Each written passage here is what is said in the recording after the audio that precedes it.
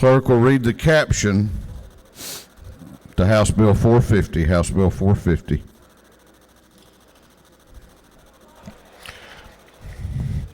House Bill 450 by Representative Sims, 169th. Bill being entitled 48, relating to set-off debt collection, so as to authorize a set-off of certain debts owed to public housing authorities, change certain provisions relating to definition and private procedures. Bill having been for the House Committee on Ways and Means. Committee recommends this bill do pass, and the bill is being read for the third time. Chair recognizes Chairman Sims to present the bill.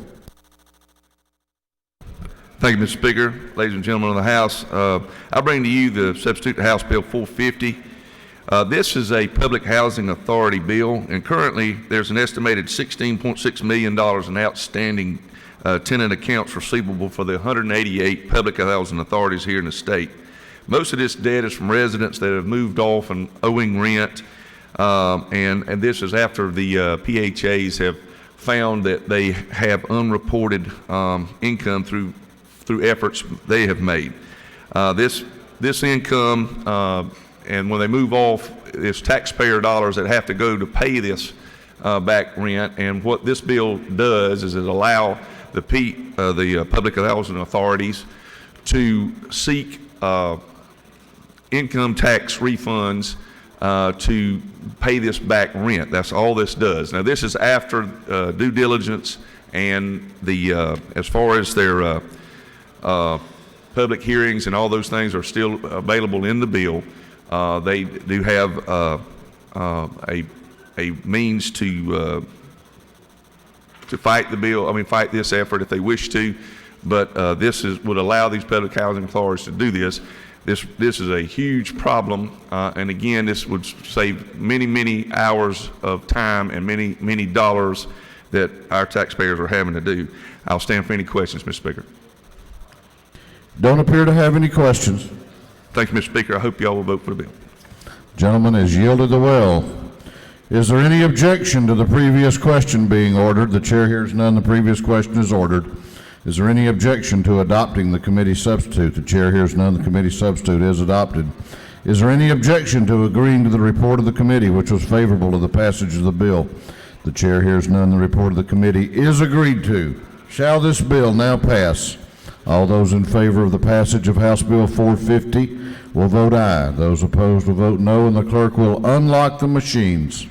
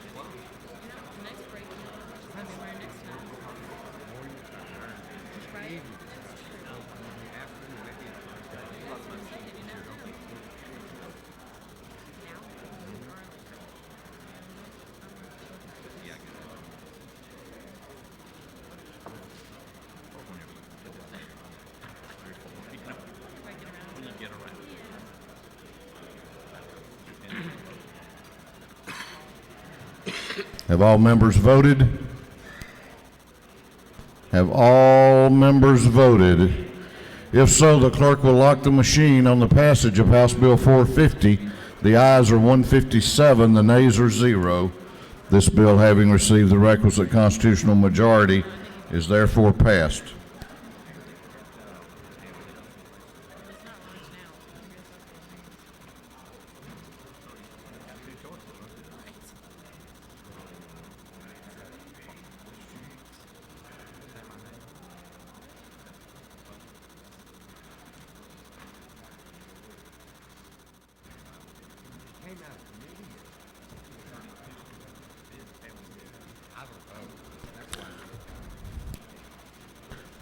Clerk will read the caption to House Bill 797. House Bill 797. House Bill 797 by Representative Jones, the 46th, a bill amending Title Act, amending Title 20, relating to charter schools, so as revised funding for state chartered special schools, provide for supplemental charter petitions to the Charter Committee of the State Board of Education, provide for a resubmittal of a charter petition to a local board of education upon the expiration of a charter term by the state's chartered special school.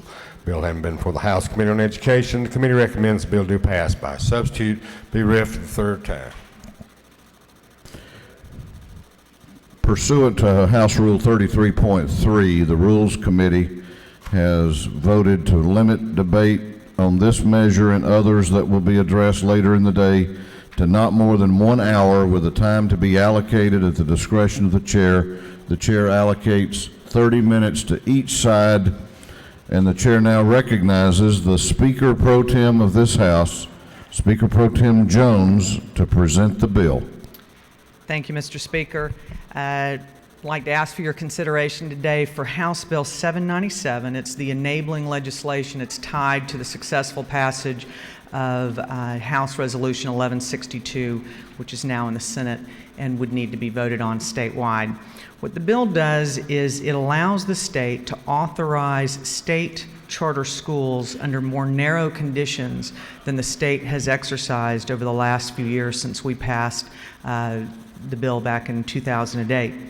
Additionally, it spells out a funding formula utilizing state-only general funds that are not tied specifically to a school system from which a student would come from. There are two avenues for authorization.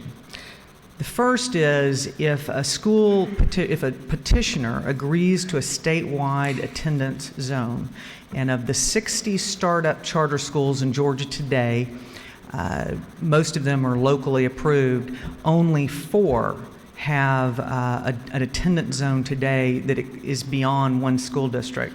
If they agree to a statewide attendance zone, they apply to the commission, which is appointed by the state board under the authority of the state board, and the state board can overrule their decisions.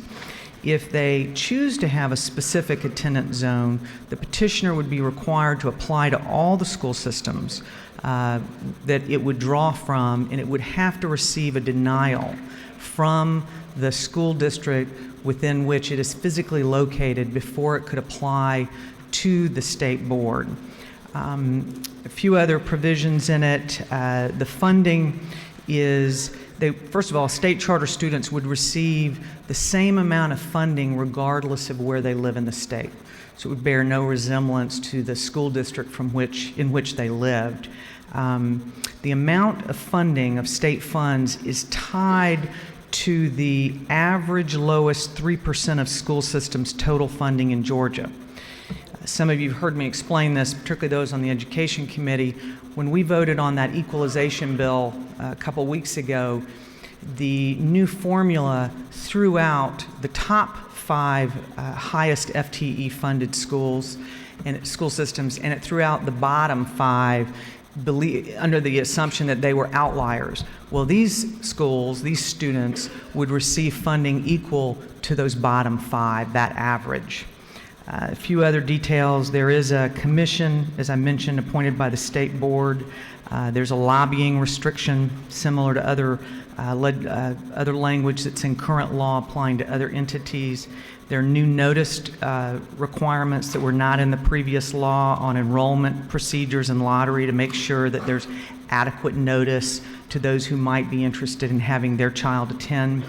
There are also notice requirements, rules to be developed by the commission to local boards to make sure that local boards are aware of the petitions and what applications are being voted on.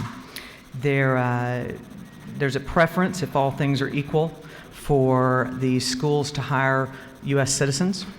There's preferences in there for businesses that are Georgia businesses that have a substantial presence or incorporated in Georgia. For contracting and purchasing. There are new restrictions on the governing board. There's a new definition of a governing board that did not exist or is not in current law, was not prior to the Supreme Court's decision. The restrictions on the governing board, they have to be a U.S. citizen, a Georgia resident, and they cannot be employed by the school or be an employee of the school. There are also further restrictions on conflicts of interest, similar to what we have in current law as it regards to local school boards.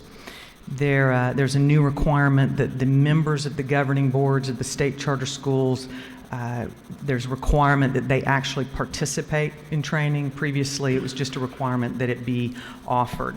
With regard to the funding, I did just want to mention out specifically, these students on page 8 would earn their QBE earnings from the state. This is very important.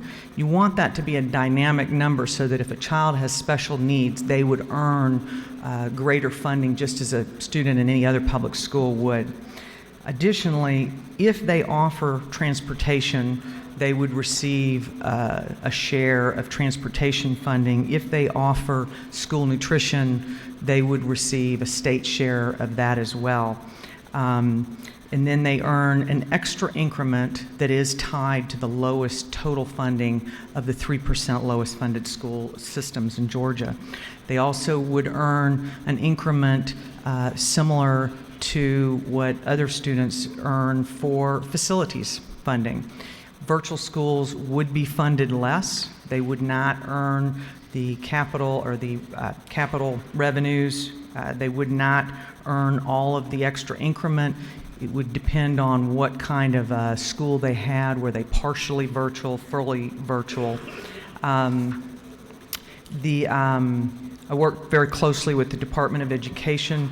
They ran some numbers for me. The total funding for the current schools that are state charter schools under this funding would actually be less than what we are funding them now, but it is, I assure you, adequate, and I do believe that we are bound to make sure that it's adequate for these public school students and for the public school teachers that would work there. I'd be happy to answer questions on any other details of the bill. You have questions. Do you yield? I do. Chair recognizes the Chairman of the Transportation Committee, Chairman Roberts, to your right for a question. Sure. Does the lady yield? I do. Madam Pro Tem, and we've talked about this. I just want to make sure we're clear on it. Starting on line 169 down through 176. Am I right to say that the local school boards have to act before it goes up to the State Charter School Commission, but they have 60 days in which to act? Is that correct? That's correct, and that follows current law. Whether it's a locally chartered or previously a state chartered school, the school systems, school boards had 60 days in which they were required to act on a petition. But they would have to act within that 60 days and deny before, if it had an attendance zone, it could go forward. Thank you so much. I appreciate your help on this. Thank you. Do you yield for further questions? I do. Chair recognizes the Minority Leader of the House to your left for a question. Thank you, Mr. Speaker. Will the lady yield? I do. I have 3 questions. First, is it not true that HB 797 grants transportation and school nutrition funding whether or not the charter school offers it or not? It does not. And I confirm that with Legislative Counsel and with the DOE, Scott Austinson, who handles the finances for DOE. And under their rules and regs, what he did say is most, if not all, charter schools do offer some school nutrition. And that funding is at a very low amount. If they offer snacks or if they offer, want to subsidize or help with lunches, that they would then earn it. And the same is true for transportation. Okay. My second question goes to the question of projected enrollment. The way I read the bill, funding is distributed based on projected enrollment. Is that still true in this version of the bill? I'm not sure I follow the question. That the language speaks to projected enrollment to determine the funding allocation. Right. Is that still true? If they come up with a projected, because unlike a school system where they know how many students they had, they do have to project, but if they then don't have those students, they don't receive the funds. Is there a standard through which the projections are determined? So can you just guess how many students you plan to have, or do we provide regulations that structure how projections are They created? do, and the previous commission did come up with a way to make sure that they weren't issuing funds that then might be hard for the school to pay back. My final question is, a number of these charter schools are run by management companies. Is there any language that controls the share of funds between the school operations and the management company? There's not. In fact, I did look into that, and there are more management companies that help with locally chartered schools than there are with state chartered schools today. But for example, I looked at Atlanta Heights, and I think there's a misconception as to what is a management fee and what is the budget. And if you look at the Atlanta Heights, for example, there's language in their petition that the management company shall receive all revenues as its management fee, from which it shall pay all operating costs of the school as detailed in the budget. For example, with respect to Atlanta Heights, not only did they not pay a management fee, the management company donated $500,000 to them to help them through the first year. Management fees on average between 8 and 14%, as just as a sort of a benchmark to put it in perspective with regular school systems. Atlanta school systems charges for central office only, not including principals, student services, anything else that's actually out of the classroom.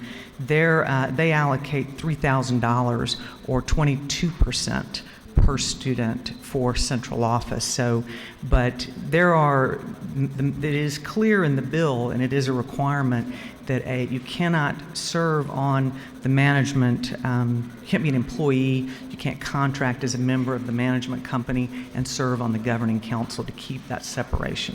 And my final question is, can you explain or describe for the body the vetting process of 797? Because a number of members have raised concerns that this bill was introduced with very short notice, that there was a very limited hearing. Certainly in rules there was not a full hearing on the bill. So can you describe the vetting process? Because this is a fairly substantive change that's going to create a greatly expanded bureaucracy if 1162 does pass.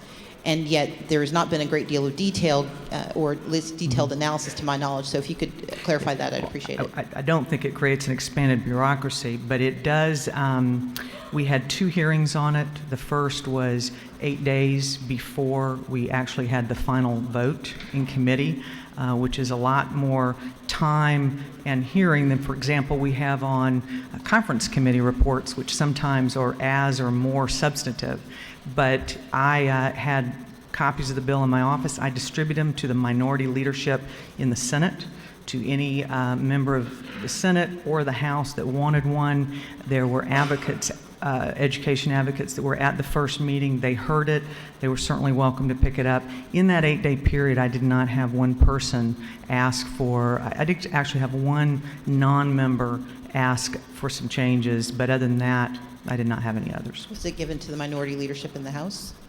Well, there were many members of your party that were at or of your caucus that were at the meeting, and so I apologize if I didn't give it, but I figured that just like we do in our caucus, they would have shared it. Thank you, sir. Thank you. You yield for another question. Yes. Chair recognizes Representative Taylor to your left for a question. Thank you, Mr. Speaker. Does the gentlelady yield, Madam I Speaker? do. On lines, following up on the Chairman of Transportation's questions, lines 169 to 176. Yes. I'm particularly interested in line 172 to 176.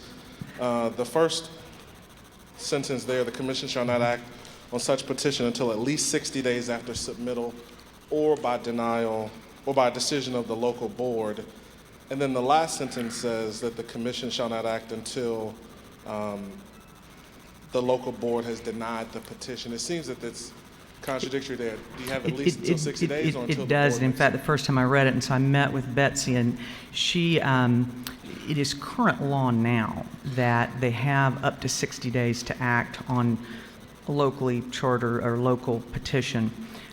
What this is saying is, but if they should choose to act prior to the 60 days, so for example, within 30 days and they get a denial, it could go forward to the commission. But in any event, as lines 175 and 176 say, they do have to get a denial. So if the board has not acted within 60 days, then the applicant cannot then go to the state for charter? That's correct. But it is current law and would be under this, that they must act within 60 days. On line 270, can you tell me why state charters would receive capital outlay funds? Well, they won't receive bonded. They would receive a share because they don't generally, for the most part, build facilities, also, though some do. Most of them lease their facilities. So they would receive an increment to help them in the leasing of a facility. But not if they're, let's say, a fully virtual school, they would not receive that. Do you yield for further questions? Sure, I'll take one more.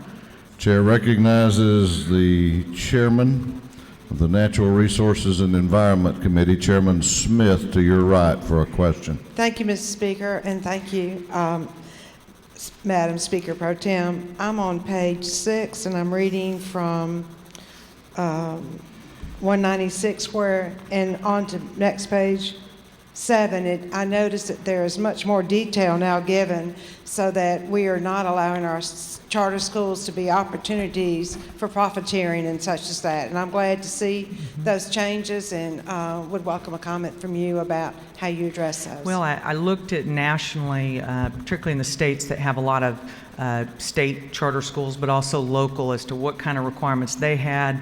We utilized requirements that are in law now with regards to local school boards, and then went a couple steps further because we do want to make sure that we are hiring Georgia teachers, that we are hiring Georgia personnel, and that these schools which serve our students are purchasing and contracting with Georgia businesses whenever possible. Thank you, and I appreciate your consideration, and I'd like to ask that you please vote for House Bill 797. Thank you. The lady has yielded the well.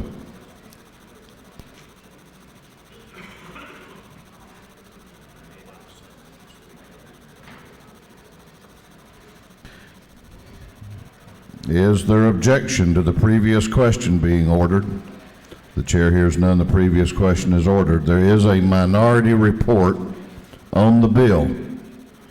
There is a minority report. Chair recognizes to speak to the minority report Representative Ash. She has yielded her time to Representative Taylor. Chair recognizes Representative Taylor to speak to the minority report. Under the rules of the House, he has 20 minutes. Thank you, Mr. Speaker. I will be brief. I rise today to oppose House Bill 797, and I want to talk about it from one particular perspective. First, I do want to say that I read it differently, and I don't think that a charter application would have to first go to your local boards of education. The way I read the legislation is that they could go after 60 days directly to the state if your local boards have failed to act. And so, for me, that is very problematic. The fact that charter schools will be getting money for transportation services that they may not provide, or nutrition services that they may not provide, is also troubling. But the fact that it'll be disrespectful to our local boards of education, who have been duly elected, just as we have been, to say that these charter applications do not have to first go to a local board, I think is disrespectful to the voters, is disrespectful to our boards and the whole process. What we're talking about is more than 160 locally chartered charter schools and less than 20 that have been chartered by the state. So we've heard about this crisis that has come about with respect to granting charters, that there's an adversarial relationship with local school systems and charter applications. But our local boards have approved 160 plus charter schools. Our state commission has only approved less than 20 out of nearly 200 applications that have been denied. There's no crisis here for the creation of charter schools. This legislation moved very quickly through the committee. Many people, I would suggest, don't even understand how it's funded in this bill. And here we are today, asked to vote on it. There's an article There's an opinion piece in the Telegraph today that talks about the role that this House plays in education, and the fact that this bill today and the budget that we just passed does more for charter schools really than it does for our public schools, that we're turning our back on our public schools that have educated our kids up until now. Mr. Speaker, I do want to point out one other thing before I take my seat, and that is I want the members of the House to know that when we passed 1162, we were told we had to do it because we need more charter schools in the state, and that eventually our state charter commission would approve those charter schools. But what we're creating with 797 are parallel public school systems. One that'll be managed and funded and operated by your local boards of education, and the other that'll be funded and operated by the state. Parallel public school systems with statewide attendance zones, multi-county attendance zones. You can create any attendance zones you want to capture any kids you want to. They don't have to go to your local board to get approval. After 60 days, they can go to state bureaucrats and ask for approval. And guess what? I assume that they'll put people on that commission who support charter schools, who will approve more charter schools, who won't even come to your local communities and ask for their support. Mr. Speaker, I think that this is a bad bill. I think that this will create parallel public school systems in Georgia. I don't think those school systems will be equally funded. I don't think they'll be treated the same way. And for those reasons, Mr. Speaker, I want to encourage my colleagues to vote down House Bill 797. Go back to the drawing board. If we want the state to be an alternate authorizer, then that's what the implementing legislation should do. But this just creates parallel public school systems, Mr. Speaker, that I don't think we need in Georgia, particularly when we underfund public education year after year. With that, Mr. Speaker, I yield the well. Gentleman has yielded the well.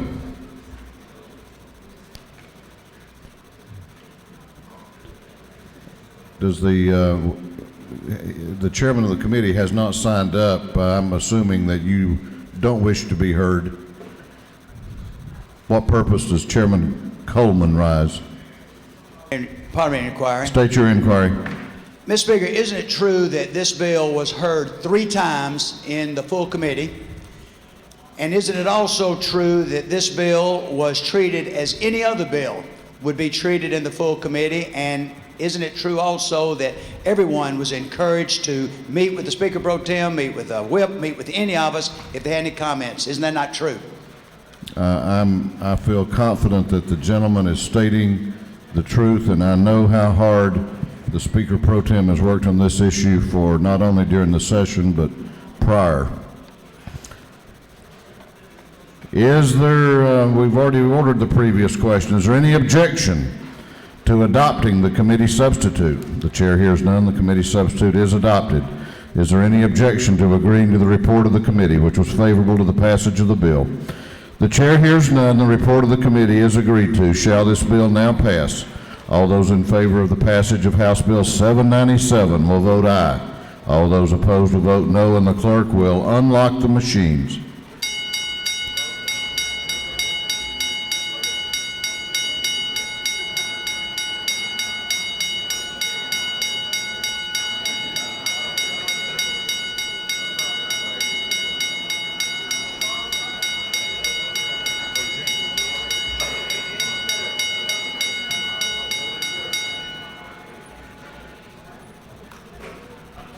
Have all members voted? Have all members voted? If so, the clerk will lock the machine on the passage of House Bill 797. The ayes are 115. The nays are 49. This bill, having received the requisite constitutional majority, is therefore passed. Clerk will read the caption to House Bill 818. House Bill 818.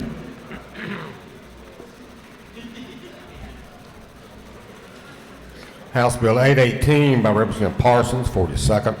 Bill to be entitled Act Code Section 487, 29.14, relating to income tax credit for clean energy property, so as to include certain commercial geothermal heat pumps with the definition of the term clean energy property. Bill having been for the House Committee on Ways and Means. The committee recommends the bill be passed by a substitute. Bill is being read for the 3rd time. Chair recognizes Chairman Parsons to present the bill. Thank you, Madam Speaker. House Bill 818, currently there is a state income tax credit for the installation of what is termed clean energy properties, and one of those types of properties is defined in code as a geothermal heating and air system. This bill just updates the language to include as a geothermal heating and air conditioning system what is called three-phase, and that allows it to be installed and used with three-phase electrical systems, which is what most of these buildings have. These people that install these, they can currently get the credit anyway if they install multiple one-phase systems. This just allows them to install a more modern and efficient type of system. That's all that does. Another thing with the bill, this was actually added in committee. Last year, the cap on the amount that comes out of the state fund for this, for the income tax credit, was raised from 2.5 million to 5 million. In committee, there was an amendment, or actually a sub, that brings that back down into 2.5 million in the year 2014. And I think that's just so we can kind of look at revenues that come in over the next couple of years and see where that needs to be. I'm hoping that it can go back up, but that was an addition that was added in committee. I believe that Chairman Chanel may have an amendment to this, and his amendment relates to a income tax credit for electrical vehicles, and I think now in code there's one particular vehicle, as I understand it, that for which there's a tax credit, and until we can have a chance, so this is how I understand it, until we have a chance to look at all this and look at other electrical vehicles, which we can do over time, maybe we need to just go ahead and level the playing field and get that one particular vehicle out of it. So with that, Madam Speaker, I would ask for your favorable consideration, and if there are no questions, I would yield the well. There are no questions. Is there any objection to the previous question being ordered? The chair hears none. The previous question is ordered. Is there any objection to adopting Amendment AM 340552? The chair hears none. The amendment is adopted. Is there any objection to adopting the committee substitute as amended? The chair hears none. The committee substitute as amended is adopted. Is there any objection to agreeing to the report of the committee, which was favorable to the passage of the bill? The chair hears none. The report of the committee is agreed to. Shall this bill now pass? All in favor of the passage of the bill will vote yes. All those opposed will vote no, and the clerk will unlock the machine.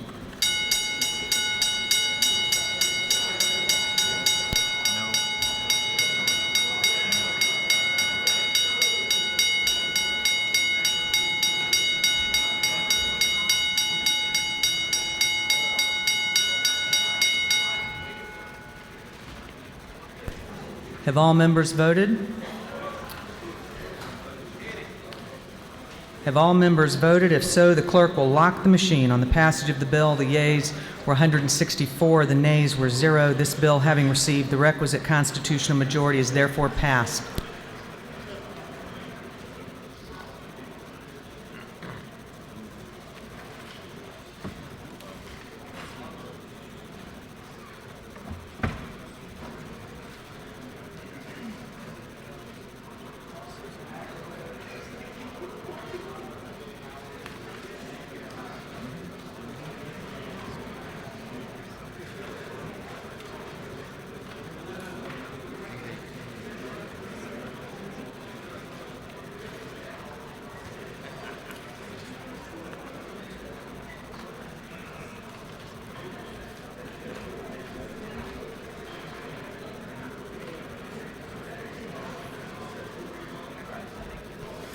Clerk will read the caption to House Bill 868. House Bill 868. House Bill 868, by Representative Collins, the 27th. The bill being entitled Act to amend Title 48 relating to imposition, computation exemptions from state income tax, or provide for the comprehensive provision of state income tax credits for business enterprises located in less developed areas, designated by tiers for business enterprises located in less developed areas, consisting of contiguous census tracts for existing manufacturing, telecommunications facilities located in certain tier counties, establishing new quality jobs or relocating quality jobs. Bill has been for the House Committee on Ways and Means. The committee recommends the bill passed by committee substitute. The bill is being read now for the third time.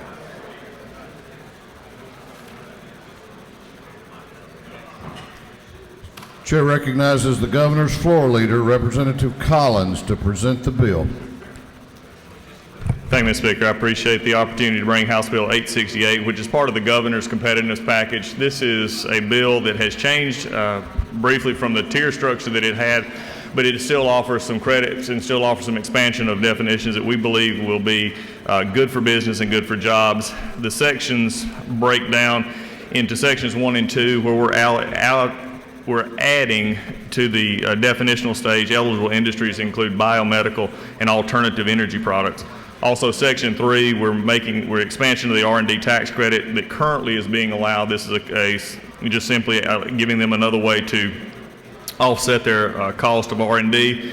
Section 4 is the port tax credit, which extends it to less developed census tracts, military zones, and opportunity zones. And Section 5 is important because quality job tax credits will be extended to military contractors, which in light of the upcoming possibility of BRAC will allow our military contractors to continue operating. If there are no questions, Mr. Speaker, I yield the well. You don't appear to have any questions. Gentleman has yielded the well. Is there any objection to the previous question being ordered? The chair hears none. The previous question is ordered. There is a minority report on this measure. Chair recognizes Representative Taylor to speak to the minority report. He waves. He waves. Is there any objection to adopting the committee substitute? The chair hears none. The committee substitute is adopted. Is there any objection to agreeing to the report of the committee which was favorable to the passage of the bill? The chair hears none. The report of the committee is agreed to. Shall this bill now pass? All those in favor of the passage of House Bill 868 will vote aye. Those opposed will vote no, and the clerk will unlock the machines.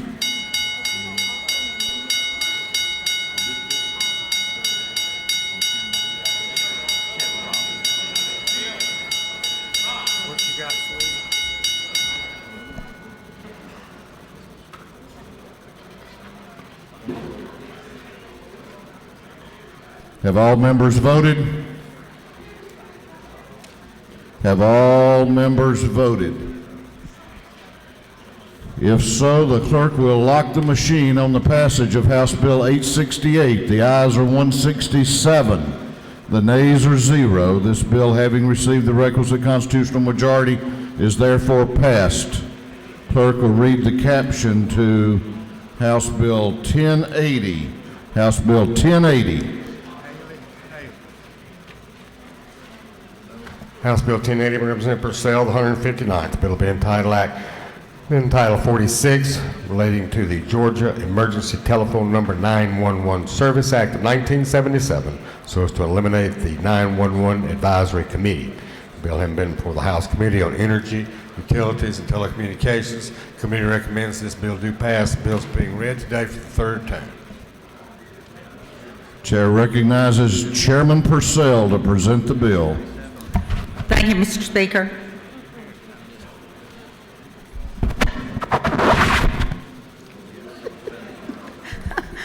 I bring you this bill today at the request of GEMA. Last year we passed House Bill 256, which actually eliminated the need for the council for 911 that is associated with GEMA. So all that we are doing is the advisory council to GEMA regarding the 911 has been eliminated, does not need to meet the 3 times a year that is requested, so we are doing a housekeeping bill. Mr. Speaker, if not any questions, I ask for the favorable okay with House Bill 1080. You have no questions. Lady has yielded the well. Is there any objection to the previous question being ordered? The chair hears none. The previous question is ordered. Is there any objection to agreeing to the report of the committee, which was favorable to the passage of the bill? The chair hears none. The report of the committee is agreed to. Shall this bill now pass? All those in favor of the passage of House Bill 1080 will vote aye. Those opposed will vote no, and the clerk will unlock the machines.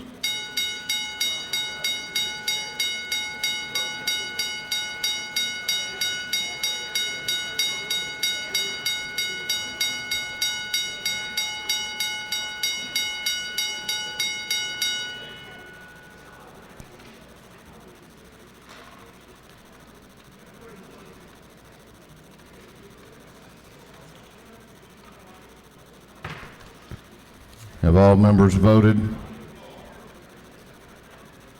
Have all members voted? If so, the clerk will lock the machine on the passage of House Bill 1080. The ayes are 170, the nays are 0. This bill, having received the requisite constitutional majority, is therefore passed. The clerk will read the caption to House Bill 100. House Bill 100. House Bill 100 by Representative Peake of the 137th, a bill to be entitled Act to amend Titles 15, 4850, the Official Code of Georgia annotated relating respectively to courts, civil practice, revenue, taxation, state government, so as to create the Georgia Tax Court as a pilot project of limited duration under Article 6, Section 1, Paragraph 10 of the Georgia Constitution. This bill having been before the House Committee on Judiciary, the committee recommends bill passed by way of a committee substitute be read for the third time.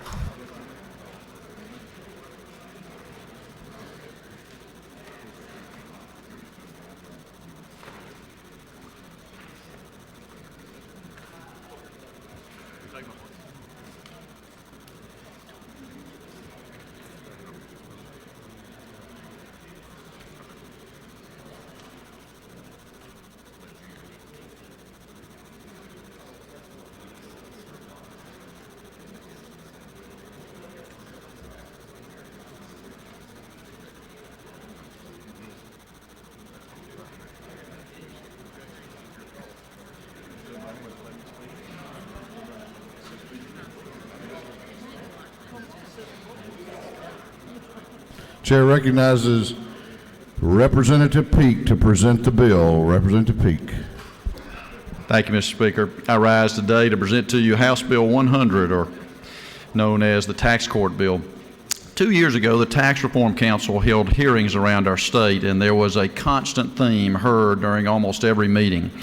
Both existing businesses and new businesses looking to come to our state, as well as individuals, all wanted a user-friendly venue to dispute their tax claims that could provide consistent and predictable results.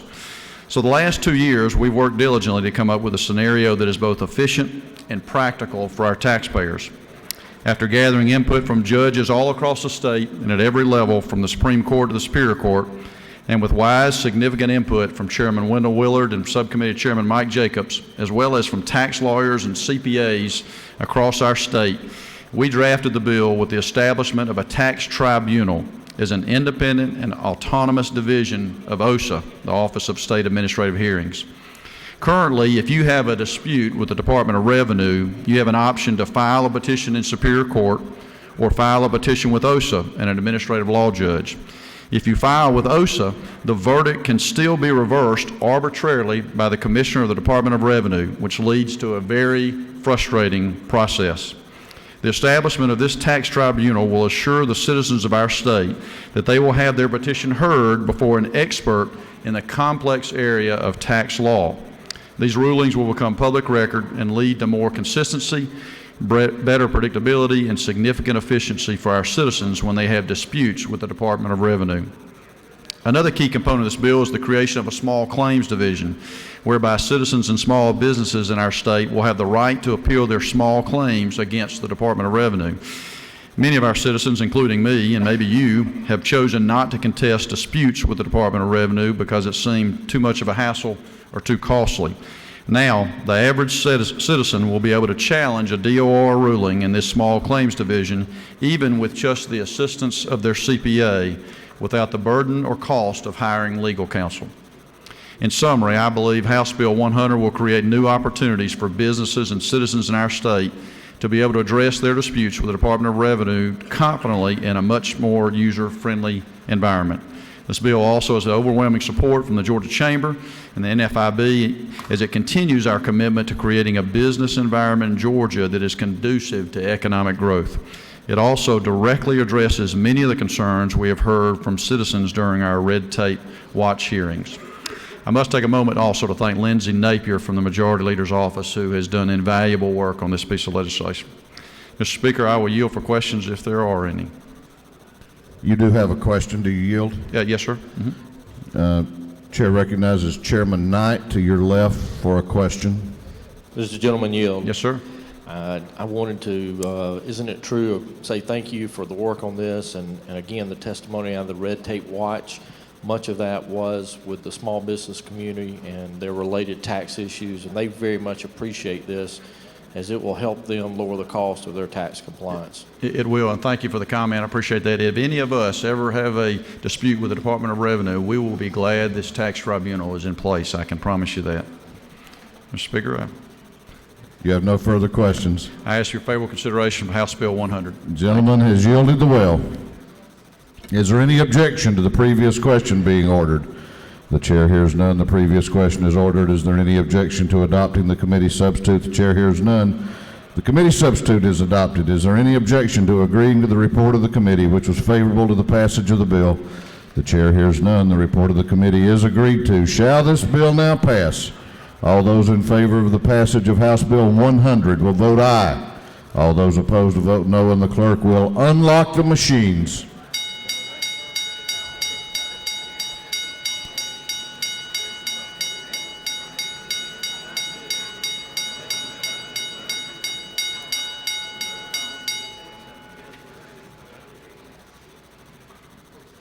Have all members voted?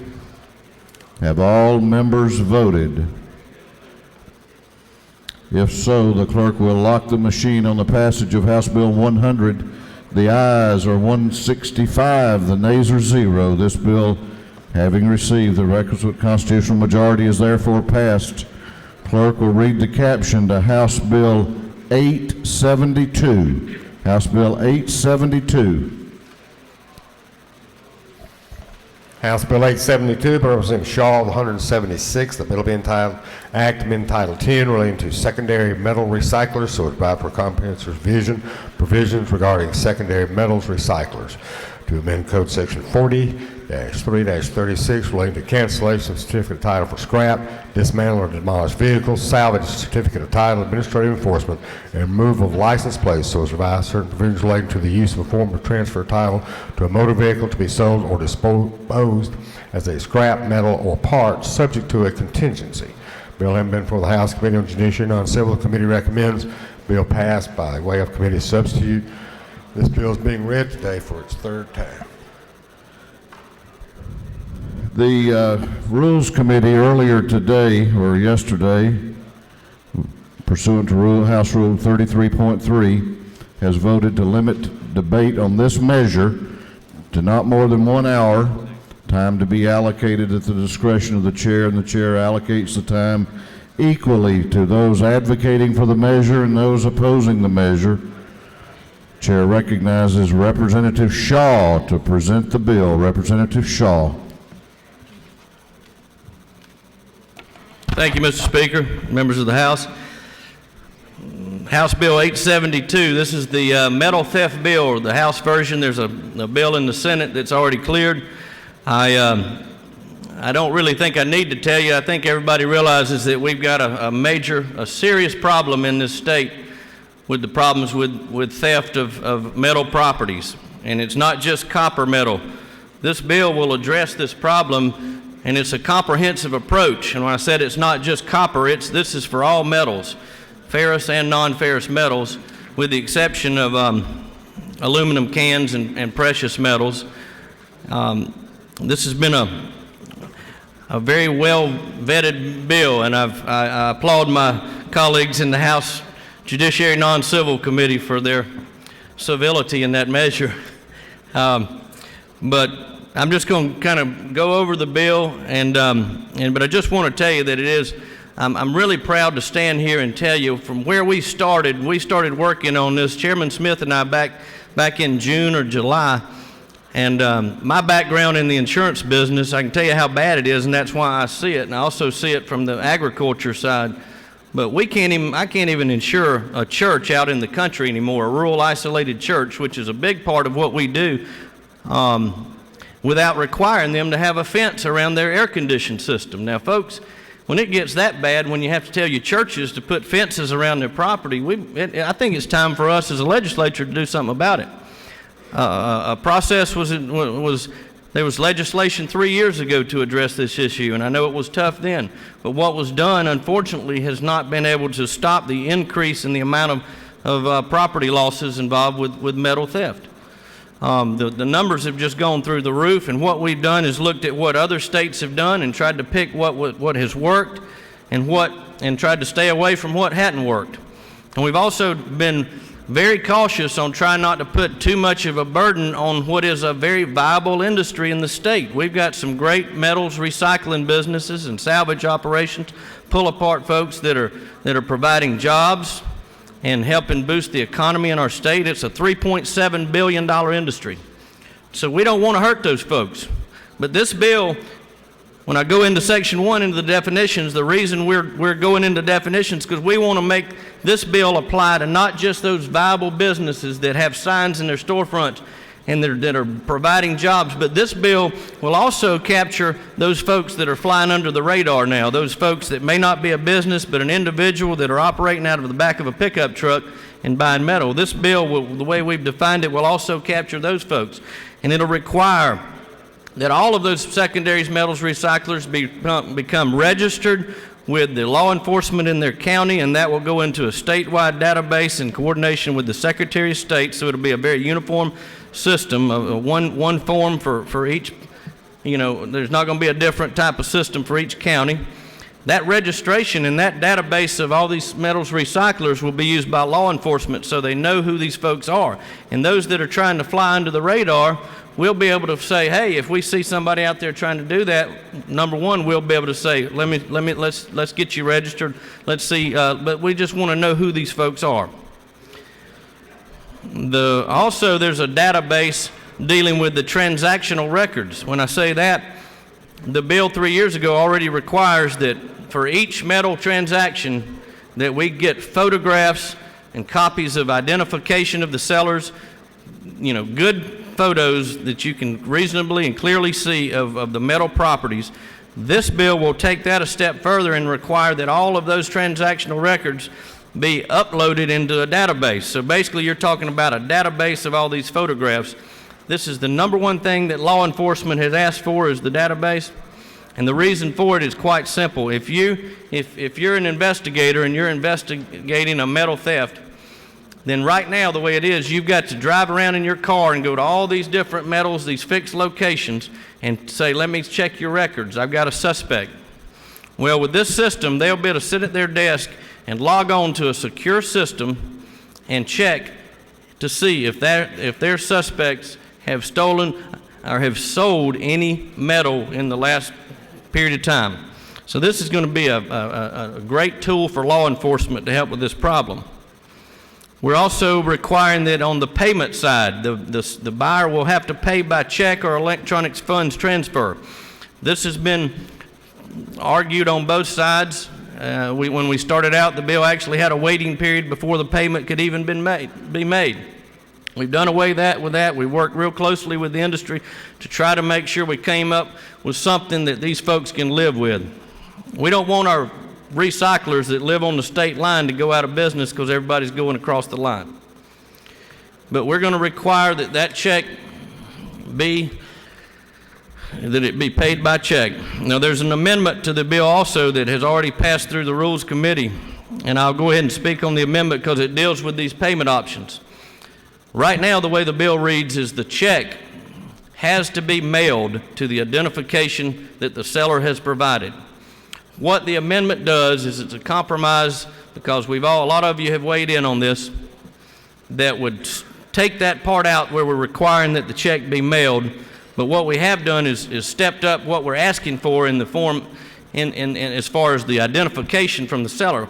The reason we had the check mailing in there was twofold. Number one, to deal with instant gratification. Number two, to make sure that we've got a good address on these folks, because if we find out that it is stolen, then we want to make sure they didn't give us a bogus address.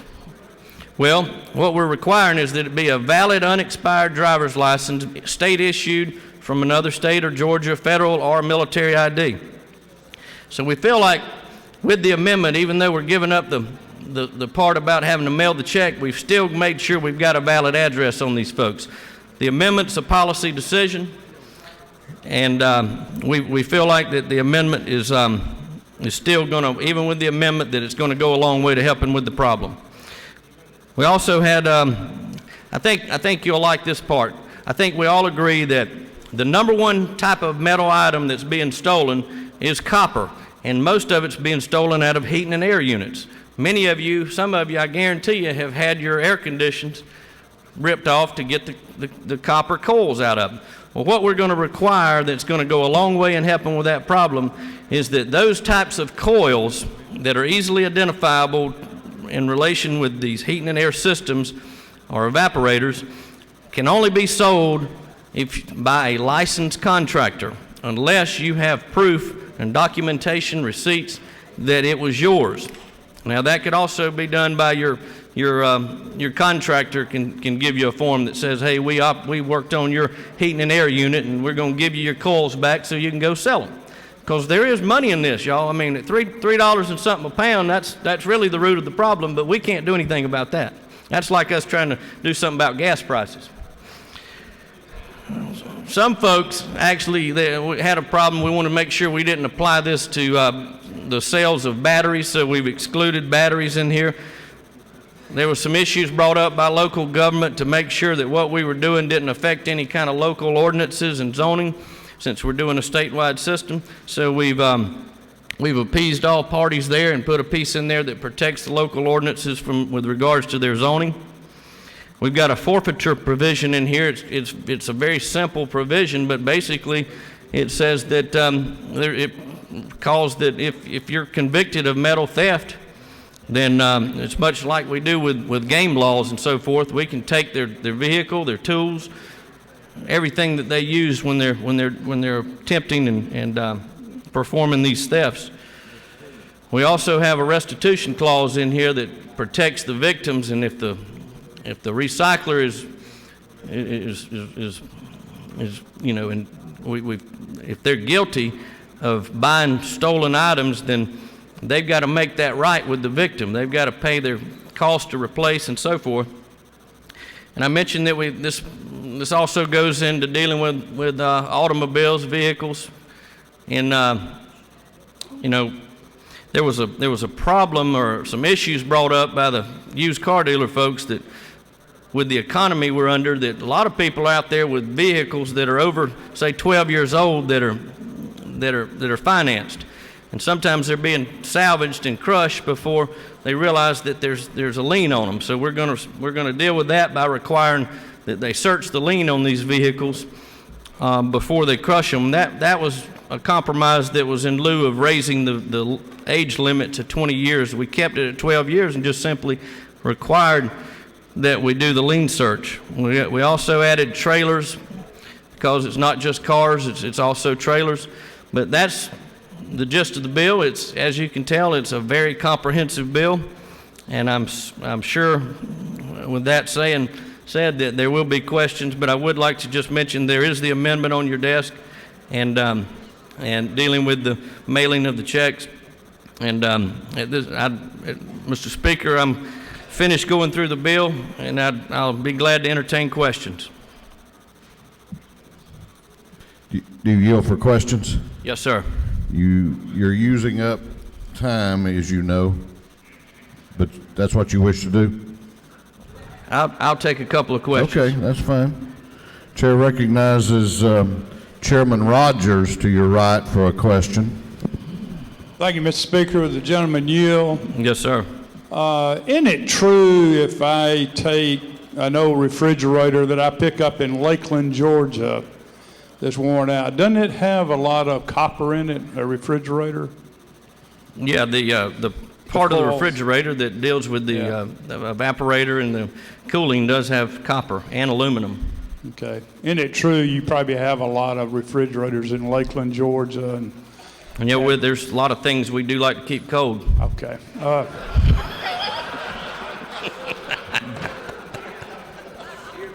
Too much information, but will you further yield?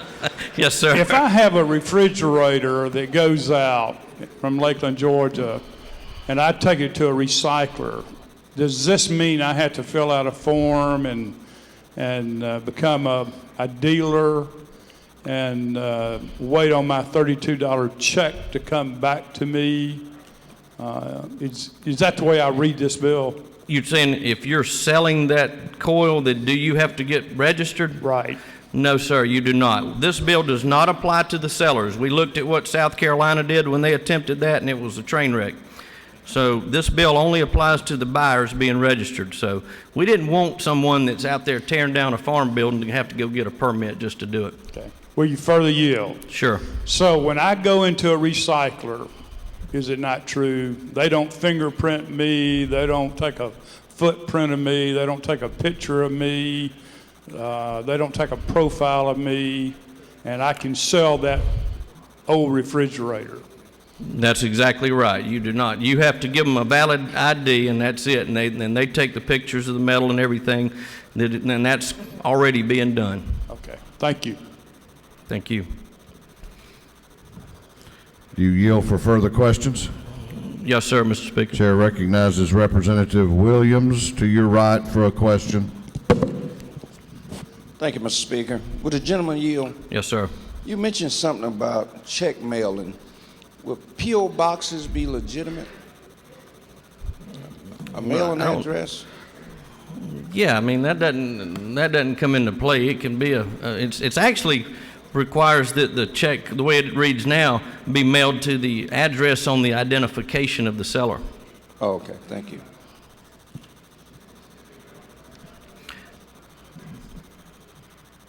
Do you yield for further questions? I'll take one more, Mr. Speaker. Chair recognizes Chairman McCall to your right for a question. Gentleman Neal. Yes, sir. My question is pertaining to the amendment. If we vote for this amendment, then that means that the seller can receive a check at the time of the sale on the premises of the recycler. Is that correct? That is correct. The way the bill came out of committee, it requires that the check be mailed. The amendment strikes that portion and still requires that they be paid by check or electronic transfer, but it does not have to be mailed. One further question, please. Sure. Is it not true that the root of the problem, other than the economy and the high price of this scrap iron, is the instant gratification of being able to get your hands on the money at the particular time that whoever might have stole the stuff out of a church or your shop or your pastor or whatever school bus they might have stolen, recycled? Is that not the root of the problem? That is definitely part of the problem, but we feel like that we've also, it's really a policy issue, because, you can see both sides of this, and there's folks who will speak, and I know that want to speak on it, but law enforcement, the main thing they asked for from day one was the database that'll help them solve the crime. But, I can't sit here and tell you that instant gratification is also not a problem, but we feel like that the way we've stepped up the type of identification we're requiring, obviously you're not going to have somebody that's just a straight crook or convict that's going to come up and try to sell something, because they're going to have to provide their ID, and we're going to make sure with this bill that it's valid and unexpired and that it's not some bogus ID. So that'll go a long way, but sure, there's definitely a problem with instant gratification. One further, and then I'll sit down. Sure.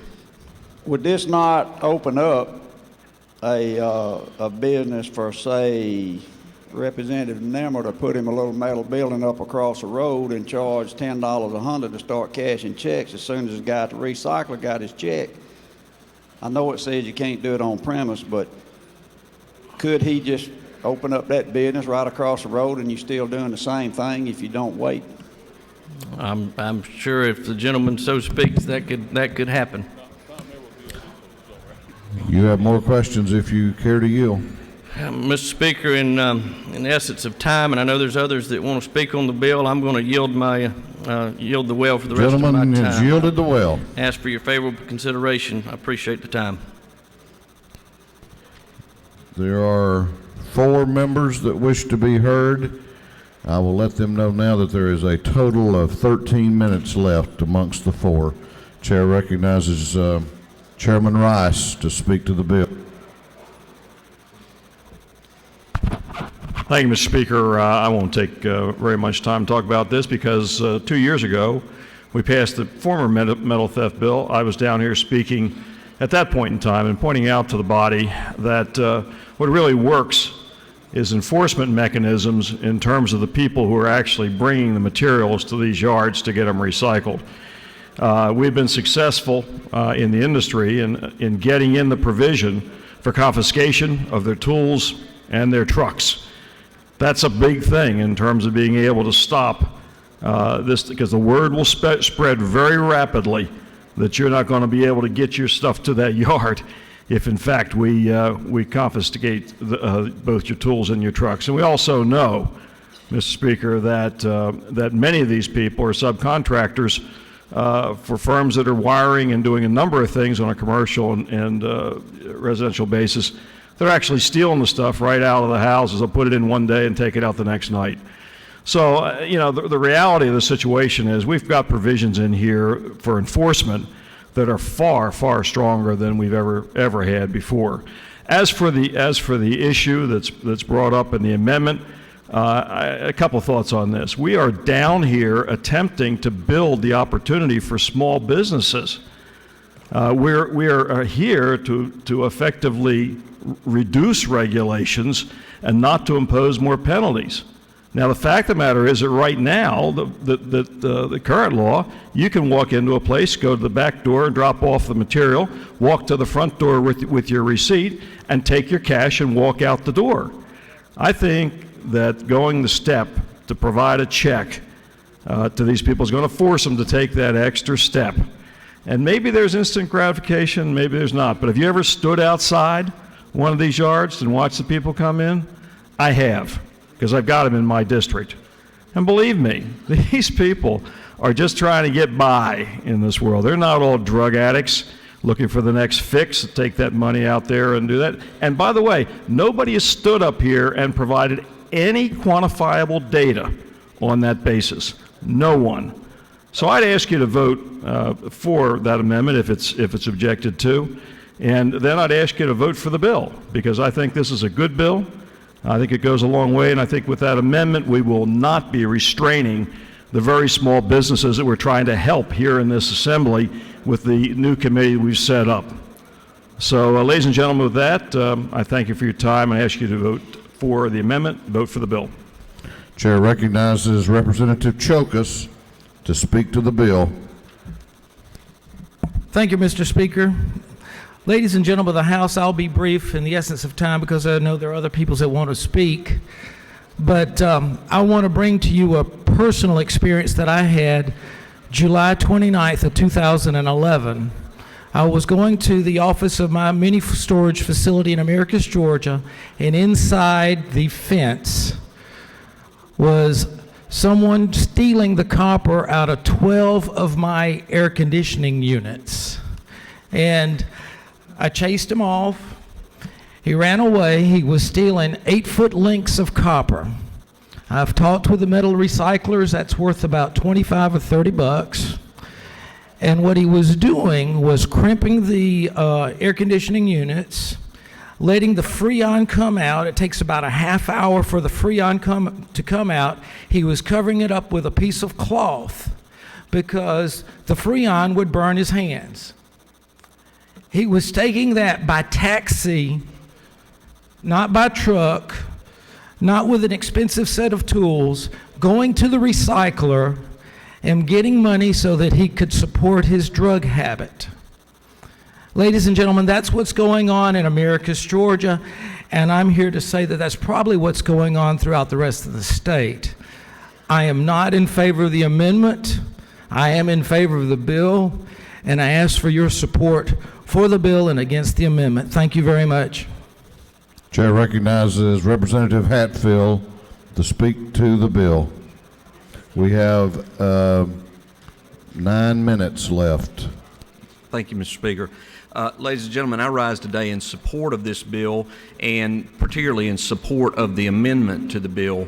The Non-Civil Judiciary Committee did a lot of hard work on this bill, and I want to commend Chairman Golick for the work that was done in the committee. And I think we have a good bill that reaches a good compromise when you put the amendment into it, because we want to do something about the recurrent problem of metal theft in our state. It's become worse. We have, I have numerous constituents that are complaining about these thefts, and I think that's something that we need to be concerned about. But at the same time, as Chairman Rice pointed out, we need to be concerned about not over-regulating small business. We need to be concerned about keeping government to a minimum. And in that regard, this amendment will allow that to happen, because what it will provide for is that a recycler does not have to mail the check in payment of the fees for the scrap metal. This recycler can deliver the check by hand to the seller. And the reason that makes a difference, ladies and gentlemen, is that you've got to bear in mind the cost to the recycler, the administrative costs that go along with being able to actually mail out checks. I mean, you're going to have to collect the information. You're going to have a system set up, perhaps hire an additional employee or two to be able to do the administration and get those checks in the mail, the cost of the postage that goes along with it. And then we've got concerns about not only those costs being heaped on the recyclers, but in addition, in the border areas of the state, what we're afraid we'll see is that there'll be a number of people that will simply just go across the border because they can go and they can get cash somewhere else, or they can get a check that's put in their hand. And I don't think we should, while I strongly support the idea of doing something to remedy the metal theft problem and give some relief to the EMCs and to individuals out there that are having all these thefts that are being done, I really feel strongly that we don't want to do anything to hurt small business here in Georgia. So the amendment is a positive step. It improves the bill, and it's something that really is the basis on which this bill was given a good stamp of approval by the committee. While it didn't come out of the committee with that language in it, the committee had earlier voted and actually approved the language about the mailing to be taken out. And so this is an attempt to perfect this bill, to make sure that everyone can be on board with it. I support the amendment. I ask you to support the amendment and ask you to support the bill. Thank you, Mr. Speaker. Gentleman has yielded the well. Chair recognizes Chairman Smyrie to speak to the bill. Chairman Smyrie. How much time I got, Mr. Speaker? 5 minutes and 11 seconds. Okay, it won't take me that long to say that if somebody steals something out of your yard, they are a thief. I want to thank Representative Shaw and those that are bringing this bill, and thank the committee, the House Committee on Judicial and Non-Civil. In Columbus, we've had quite a bit of metal theft, and I was just conferring with my colleague, Representative Hughley, about the Mayor's Commission in Columbus. She had a task force on metal theft, and since that task force, we've had about a 47% reduction in metal theft, and because of the sellers having to register with the police department, and then also they use the process of using encoded ink so that you can trace and track the sale of these copper thefts and other metal theft that's going on that has become somewhat of a secondary underground industry. And so I just want to say that as the gentleman in the well prior to me, that I think it's great that we put more enforcement into it. We're sending a strong signal because I've had an experience of theft. Somebody comes and take a $5,000 unit to get $250 worth of copper. It's just a sad situation. I have 2 units in my home, and they just came and clipped, what you call that? I don't even know what the hose is. Just clipped the hose. So evidently I had to have a truck, a lifter, and when I talked to the insurance company, they told me they may have gotten $250 out of a $5,000 unit. And I think it's time for us to stand up and let these culprits know that they are thieves. No way to dress it up. That's what they are. I could add more, but I'm going to leave it at that definition. This is one piece of bill legislation I got a vested interest in. And I just want to make sure that we send a message and make the message clear that metal theft is a real crime. I don't care what methodology or what you take in the proceeds to use it for, it's still a what? A theft. You know, whatever the cause may be. And I just want to say that, that this is something that we ought to pass, and we ought to send the strongest message that we possibly can send and let people know that, that if you sell a stolen copper or a metal to a legitimate business, then you ought to be punished. And it ought to be a two-way street and not a one-way alley. That business person that's taking those stolen goods ought to be punished as well.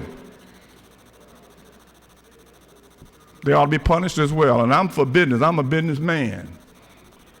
But I don't buy stolen equipment and something that's been stolen from someone. So I just wanted to let you know that I favor 872, and I'm going to take joy in voting green. And I just hope the fella that got it is watching on public TV tonight.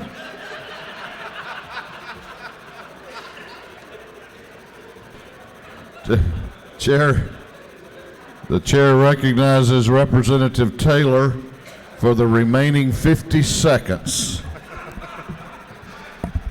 Thank you, Mr. Speaker. I will be quick. I think this is a great bill. In 2008, I myself was a victim of this. I have 2 units in my home. There was a cage built around my units, but they got the pipe going from the unit to the house. The unit wasn't close enough to my house. Both of my units were broken in the dead of the summer in my first political campaign.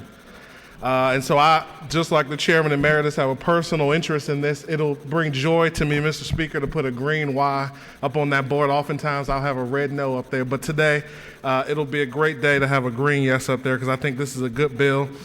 The other thing I want to say is I would like to have it, though, where there's a physical address, because sometimes people do have on their driver's licenses P.O. boxes and other addresses that may not be their physical address. I think a way to tighten it up is to have their physical address on there, and also bar these recyclers from buying materials that are government materials, manhole covers that governments have to replace. They're getting $10, $15 for a manhole cover. That's creating a lot of problems on the roads, and so I'd like to see that as well. But this is a good bill, Mr. Speaker, and I want to encourage my colleagues to vote yes on House Bill 872. Gentleman has yielded the well. Time has expired. Time has expired.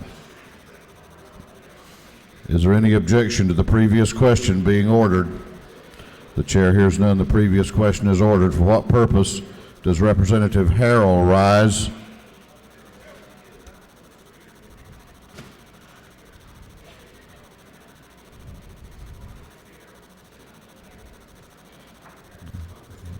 Yeah. Mr. Speaker, pursuant to Rule 133, I ask to be excused on this measure. The gentleman has that right. The chair orders that the journal reflect that he has exercised that right. Is there any objection to adopting Amendment AM 370171? There is objection. Does the gentleman move? The gentleman moves. All those in favor of adopting Amendment AM 370171 will vote aye. Those opposed to the amendment will vote no, and the clerk will unlock the machines.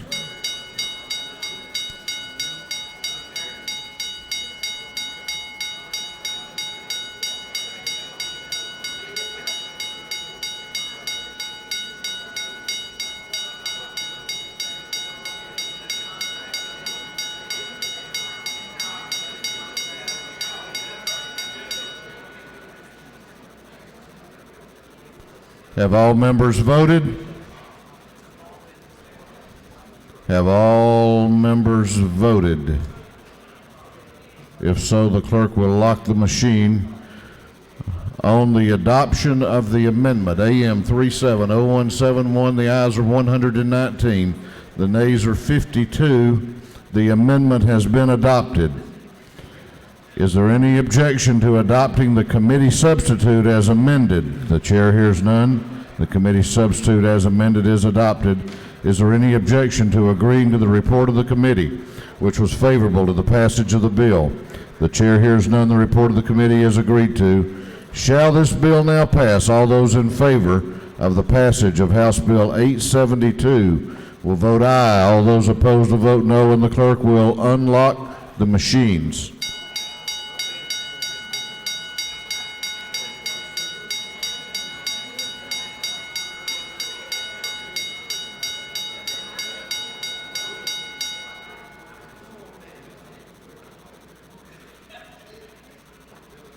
Have all members voted?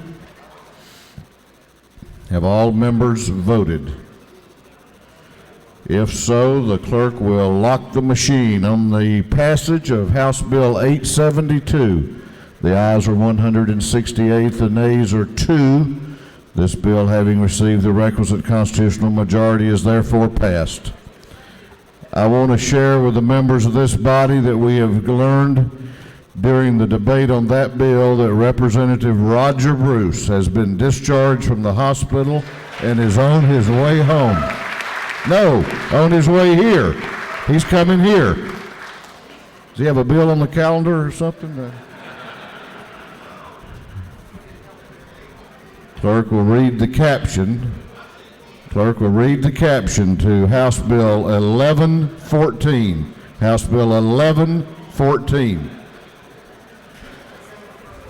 House Bill 1114 by Representative Setzler, the 35th, a bill to amend Title 16 relating to homicide so as to repeal certain provisions regarding offering to assist in the commission of a suicide, to prohibit assisted suicide, provide for definition, provide for criminal penalties, provide for certain exceptions, provide for certain reporting requirements with respect to being convicted of assisting in a suicide, to amend Title 51 relating to torts, provide for civil liability for wrongful death caused by assisted suicide. Bill having been before the House Committee, Judiciary and Non-Civil. Committee recommends that this bill pass by committee substitute. The bill is being read today for the third time. Pursuant to House Rule 33.3, the House Rules Committee has voted to limit debate on this measure to not more than 1 hour, with the time to be allocated at the discretion of the chair. The chair allocates the time 30 minutes to each side. There is a minority report. The time will not count. The minority report time is not factored into the 30 minutes. The chair recognizes Representative Setzler to present the bill.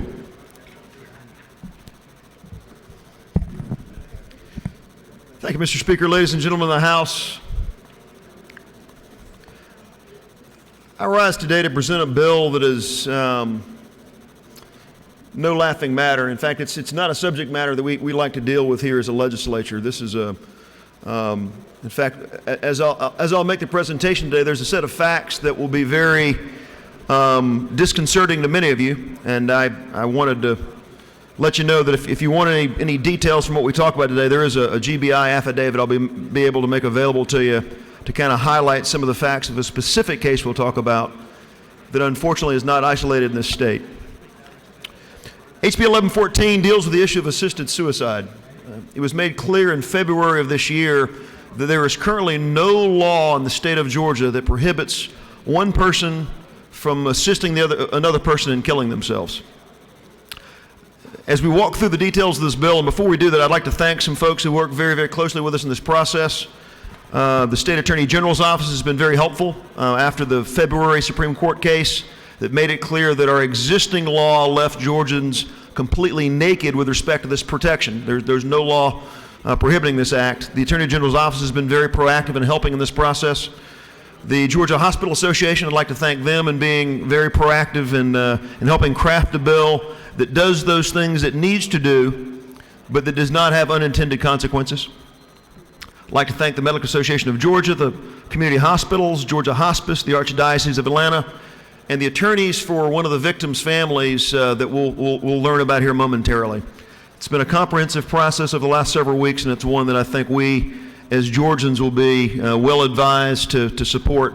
And I would ask your support here in a moment for this measure.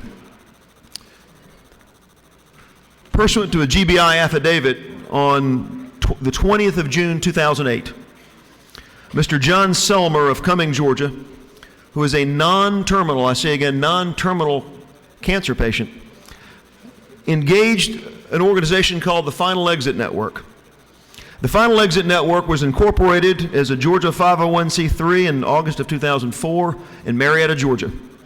In fact, their address was off Chastain Meadows Parkway, about a mile away from the Town Center Mall, of which many of us are familiar. Mr. Selmer, who had decided that his cancer treatments and some of the surgeries he had undergone provided an unacceptable cosmetic impact on him, again, not as a terminal cancer patient, decided he wanted to end his life and engaged the Final Exit Network's exit guides. Exit guides are a group of individuals who, for hundreds of cases around the country, have engaged individuals to help themselves organize the means, methods, and help them execute their own suicide. These Final Exit guides went to Mr. Selmer's house in Forsyth County with helium tanks, a hood, and the appropriate tubes, and after walking Mr. Selmer through the process, assisted him in putting a hoodie over his head and filled a bag that was completely surrounded his head with helium, causing him in about 20 seconds to pass out and 12 minutes later dying of helium asphyxiation. This is the process that the Final Exit Network promotes in their literature, has executed in a 3-year period based on GBI documents, no less than 130 times in a 3-year period nationwide. And with his exit guides, literally holding his arms down, again, pursuant to this GBI affidavit, quote, helped Mr. Selmer kill himself. There's been a subsequent criminal prosecution in Forsyth County, which has not led to a conviction because, as we stated before, there is no law in Georgia that prohibiting what I've just described to you. Georgia is one of 7 states that has no law that addresses assisted suicide. 39 states nationally have laws specifically prohibiting this activity, the activity of assisted suicide, one person helping another person kill themselves.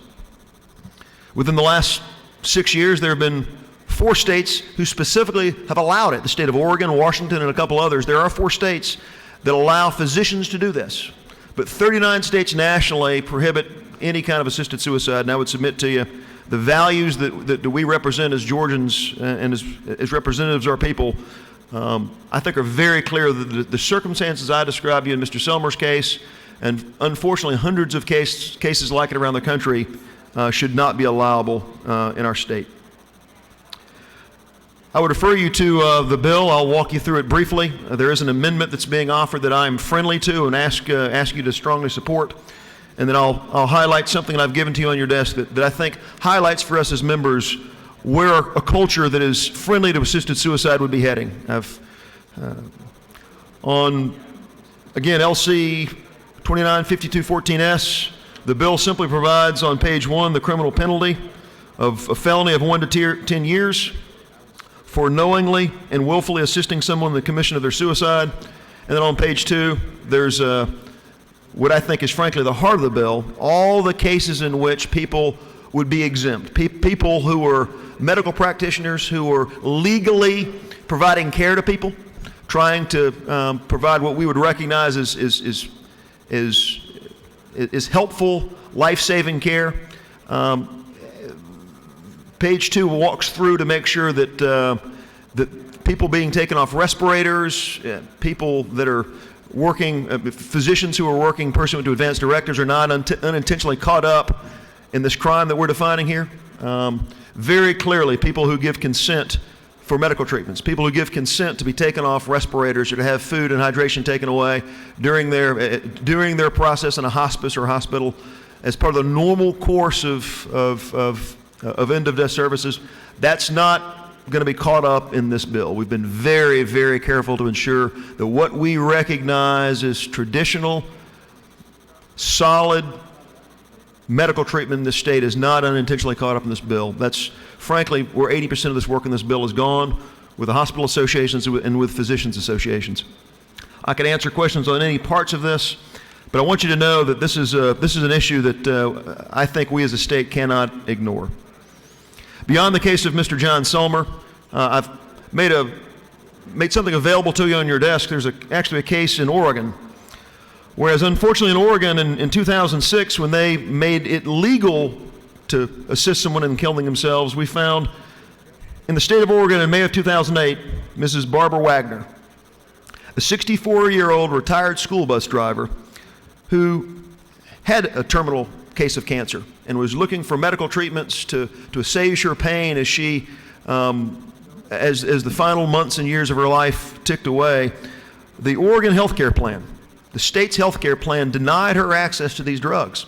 In fact, they said in a written letter to Mrs. Wagner, "I'm sorry, we can't provide you these very expensive treatments. However, the Oregon healthcare plan will provide," as I provide to you, and you've got this on your desk, I'll read. She was notified by letter that the Oregon healthcare plan would not cover the prescribed cancer drug. However, it also informed her that although it would not cover the prescription, it would cover all costs for her assisted suicide. Friends, it's impossible to separate the legality of suicide from this burden for one to kill themselves. And when states who have allowed this to happen in their state have their health plans cover suicide, but not end-of-life care, we can see the abyss we'd be looking off into if we continue to not act in passing HB 1114 and leave our citizens exposed to what I believe to be an extraordinary danger and a moral outrage that we, I think, as members of the General Assembly, frankly, must address. Mr. Speaker, I want to be sensitive to other folks' time to speak. I'll take a couple questions if there are some. You have some questions. Do you yield? I do, Mr. Speaker. Chair recognizes Representative Crawford to your left for a question. Does the gentleman yield? I do. In referring to page 1 of the bill, specifically line 18, where it has the definition of assist, and applying that definition to the situation which you described, if these folks had simply provided that gentleman with very detailed instructions on how to complete that process, but had not gone in and physically assisted him in doing it, then as I read this language, they could not have been prosecuted for a violation. Is that correct? That's correct. And I thank you for the question. That's a perfectly on-target question. We were very careful in crafting this bill that if there are websites, for example, that say, hey, if you want to kill yourself, this is a way to do that. We didn't want to get into issues of controlling free speech. We didn't want to be regulating pamphlets that describe certain procedures. We felt like that would be a shady, sort of a hazy line about free speech. So the language of physically was added in committee to make sure that there was a physical act required to constitute this behavior, so that we wouldn't get into some hazy First Amendment issues. But thank you for the question. Thank you. You have other questions if you care to continue yielding? I'll yield for a few more, Mr. Speaker. Chair recognizes Representative Kidd to your left for a question. Thank you, Gentleman Yield. I do. I am clearly in opposition to the legislation. But I'll ask you a couple of questions, if I may. One, I assume that you believe in individual rights. I do. And having been one who helped draft the original hospice law in Georgia a number of years ago, I wonder how many hospice-type patients that you have seen in locations where there's not, quote-unquote, a hospice that would fall under the exemptions of this law. I thank you for the question. The hospice community came to our committee. They came with some questions after the initial bill was filed. I'd like to direct you to sections 1 through 4, C1 through C4 on the second page. Very exhaustively worked through those issues. What this bill allows for is, again, people with consent. Any medical procedure that is not calculated to end someone's life is allowable. Furthermore, in sections 2 and 4, any withdrawal of medical treatments is perfectly allowable under this. It's broad exemptions for withdrawal of any kinds of treatments. Furthermore, with respect to morphine drips, something that's part of end-of-life care as folks' lives are naturally eking away, we wanted to make sure that, and you can see language here I can speak to specifically, that anticipates the use of morphine drips, which could marginally accelerate someone's death, but it's not calculated to cause their death. That's perfectly allowable and taken care of in this, and that's part of the process that we so carefully work through with the medical association and hospital associations to ensure hospice settings and similar hospital settings are not unintentionally caught up in this bill. I have several other questions, but I'll ask you one more if it's okay with you. Thank you. You one further? I do. On line 32, parenthesis 2, pursuant to a patient's consent, any person discontinuing support. What is the need for this bill if I or any of the patients that I've seen, and too many that I've seen in this type of situation, they want to end their life. If they write something down and it's my consent to somebody to help me in my life, and this provides an exemption, what's the need for the law? Thank you for the question. Again, if Section C2 speaks with someone who is lucid and can speak for themselves giving consent. Section C4 speaks to advanced directives. But the activity of withholding medical care, as I spoke to before, that could accelerate someone's death through natural causes is perfectly allowable. What this is specifically seeking to address is unnatural causes, specific medical interventions that are intended and calculated to cause someone's death, not to affect death naturally taking its course, because we recognize death naturally taking its course is part of end-of-life care. That's a very important part of this. We recognize that. But these extraordinary circumstances of giving people poison or putting bags over people's heads and pumping helium into a bag to kill them of helium asphyxiation is the reality that we live in today, and these kinds of procedures are specifically and very narrowly what this bill addresses. Mr. Speaker, I'll take one more question. You have other questions if you care to yield. Take one more, Mr. Speaker. Chair recognizes Representative Drenner to your left for a question. I can't recognize you there. Chair recognizes Representative Holcomb to your left for a question. Thank you, Mr. Speaker. Does the gentleman yield? I do. Can you help me understand Section 2? On page 2, lines 59 to 61, it states the court may award reasonable attorney's fees and expenses of litigation to a plaintiff who prevails in a civil action for a homicide in which the death results from a violation of Code Section 16-5-5. Why do you use the word homicide, which of course has different bases for intent, versus the suicide that's found on line 21 on the front side of the page, which suicide is defined as the intentional willful termination of one's own life? Can you walk me through that? Yes, thank you for the question. 5146 specifically is limited to, in its reference to the code section regarding assisted suicide. As you know, homicide is a broader definition than assisted suicide specifically, but it does specifically refer to, because it refers to 16.5.5, it only addresses assisted suicides. We wrote that code section because we recognize that in a civil case, damages for wrongful death accrue based on the economic value of someone's life plus punitive damages. And we recognize that people who are near the end of life perhaps have very costly medical treatments for a couple more months before they die, have no real economic value to recover. If you're a young person that has higher income earning potential, a wrongful death case can bring a lot of fees, and attorneys will typically take your case on contingent fee arrangement. For folks near the end of life, there's very little economic value to their life in a wrongful death case. So we wanted to provide some guidance to courts, not requiring it, but allowing judges to award attorneys' fees in addition to the contingent percentage, because again, this allows folks who have very little economic value to their life to secure counsel and have access frankly, have access to counsel. Without this, we believe there'd be very little chance that someone could get counsel on a non-pro bono basis to help defend these cases.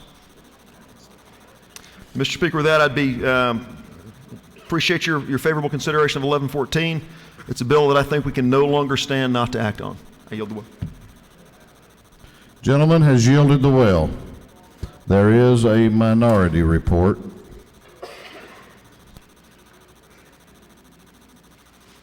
Chair recognizes the minority leader of the House. Mr. Speaker, I will yield the balance of my time to Representative Roberta Abdul Salam, the second signer.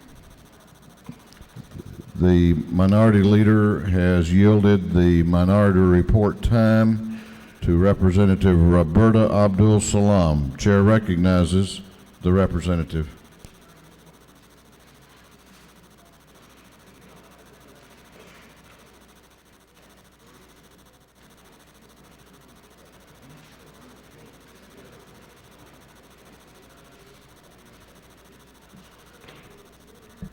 Good afternoon.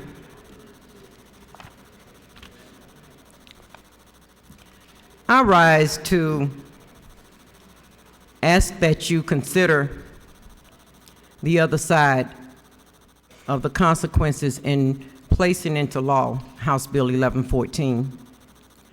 What I was asking the Speaker for was permission to make a phone call to illustrate my point. About 2 weeks ago, we had a family member that was suicidal. I called the Suicide Crisis Intervention Hotline, Mr. Speaker, and I got a recording that said, the number you have reached is not assigned in this building, in this department.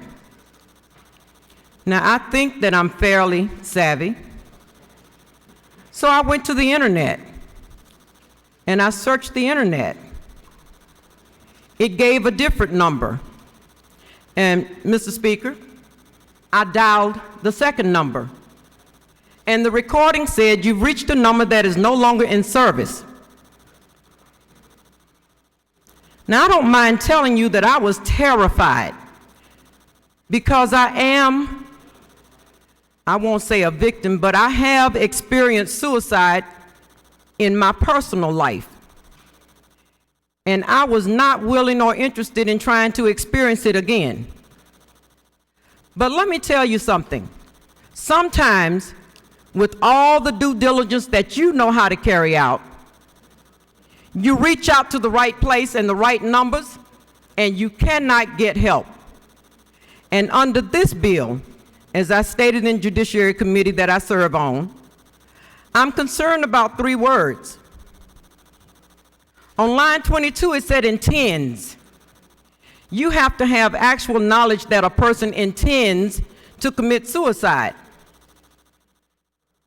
Well, the day before when I talked to my relative, I had no clue that they intended to commit suicide.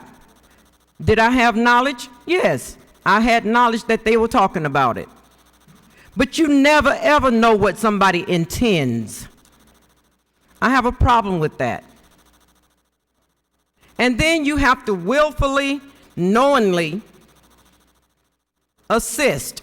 Or is it do nothing?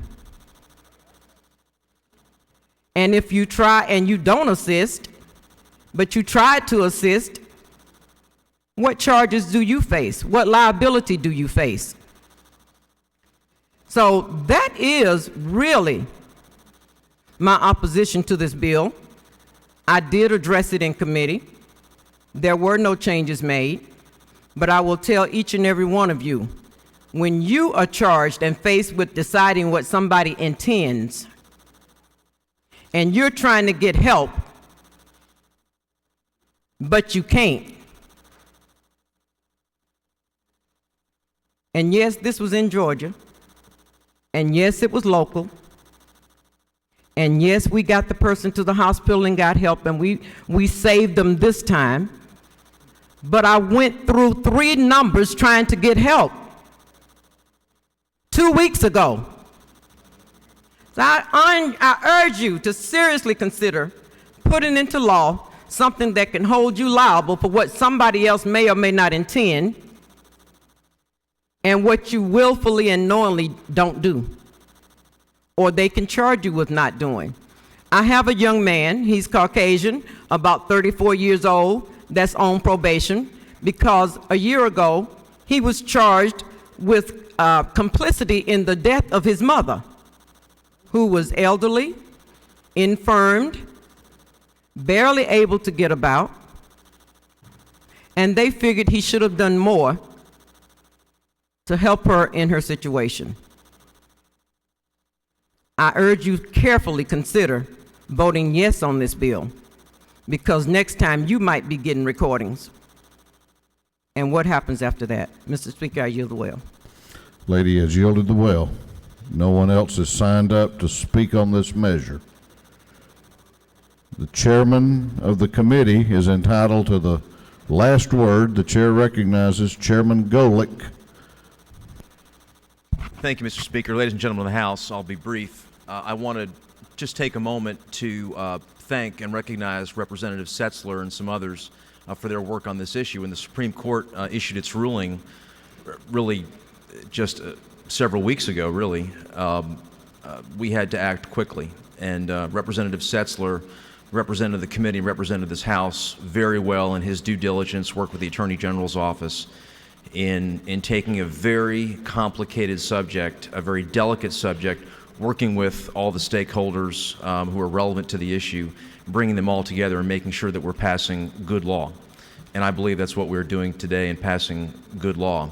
I want to go ahead also and recognize our medical community here in Georgia, and especially our Georgia Hospital Association, for working with us and working with Representative Setzler in partnership, again, on a very important matter and on a very delicate matter. Also, finally, want to recognize the Catholic Archdiocese of Atlanta, and specifically Archbishop Gregory, Mary Boyert, Pat Shivers, and Frank Mulcahy of their staff over at the Catholic Archdiocese, which coincidentally happens to be located in Smyrna, for their being on the issue even before the ruling came out earlier this year. So thank you to all of them. I want to go ahead and commend the bill to you finally again. Also ask for your support on the amendment. There is an amendment to the bill. It is simply a cleanup amendment that is agreed to by all interested parties. Thank you, Mr. Speaker, and I'll yield the well. Gentleman has yielded the well. Is there any objection to the previous question being ordered? The chair hears none. The previous question is ordered. There is an amendment. The clerk will read the amendment. Representative Setzler of 35th, Representative Cooper, 41st, offer the following amendment. Amend the substitute House Bill 1114, and the amendment is in your calendar books, AM 29-1095. Is there objection to adopting the amendment? The chair hears none. The amendment is adopted. For what purpose does Representative Kidd rise? Parliamentary inquiry, Mr. State your Speaker. inquiry. Is it not true, Mr. Speaker, that people, I'm going to be personal, like myself and others who have faced serious conditions, have left directives to their sheriff, their daughter, their son, on what to do if they incur further injury or further serious situations? And is it true if they carried out those verbal directives that according to this, they're allowed to be committed a homicide? I think that would address itself to the good judgment of every member, Representative. What purpose does Representative Beasley Teague rise? She waves. What purpose does Representative Setzler rise? Parliamentary State your inquiry. Isn't it true to the gentleman's concern that Section C2 and C4 of the bill deal exhaustively with advanced directives, and this in no way inhibits the following through advanced directives pursuant to current Georgia law? The gentleman so states. I'm sure he believes that to be true. The amendment has been adopted. Is there any objection to adopting the committee substitute as amended? The chair hears none. The committee substitute as amended is adopted. Is there any objection to agreeing to the report of the committee, which was favorable to the passage of the bill? The chair hears none. The report of the committee is agreed to. Shall this bill now pass? All in favor of the passage of House Bill 1114 will vote aye. Those opposed will vote no, and the clerk will unlock the machines.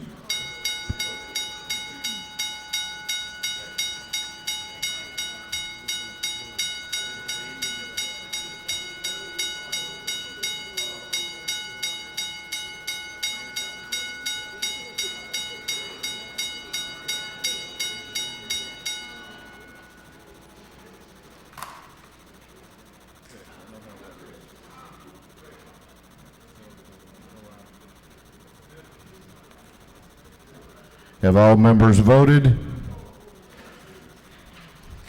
Have all members voted?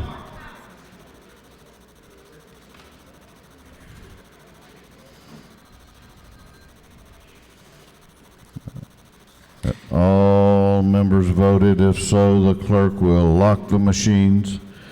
On the passage of House Bill 1114, the ayes are 124, the nays are 45. This bill, having received the requisite constitutional majority, is therefore passed. For what purpose does Representative Setzler rise? Mr. Speaker, I'd like to make a motion to immediately transmit this State bill your to the motion. Senate. I move this HB 1114 as amended to be immediately transmitted to the Senate. On the motion of the gentleman that House Bill 1114 be immediately transmitted across this building to the Georgia State Senate. Is there objection? The chair hears none. It is so ordered. What purpose does Representative Maddox rise? Mr. Speaker, I request that we move HB 685 be recommitted back to Rules Committee. Clerk will read. House Bill 685 by Representative Maddox, 172nd, a bill entitled Act entitled Forward Relating to Animals, so as to extend survive provisions relating to dogs and especially provisions relating to dangerous and vicious dogs. On the motion of the gentleman that House Bill 685 be sent back to the Rules Committee, is there objection? The chair hears none. It is so ordered. Clerk will read a caption to House Bill 985. House Bill 985. House Bill 985 by Representative Powell, the 29th. Bill to be entitled Act entitled for relating to motor vehicles and traffic so as to modify provisions relating to temporary license plates of motor vehicles, provide for an extension of time for registration of motor vehicles under certain circumstances, remove limitation requirements for motor vehicle decals, to provide for furnishing of motor vehicle driver information to the Department of Revenue for the purpose of detecting fraud. Bill having been for the House Committee on Motor Vehicles.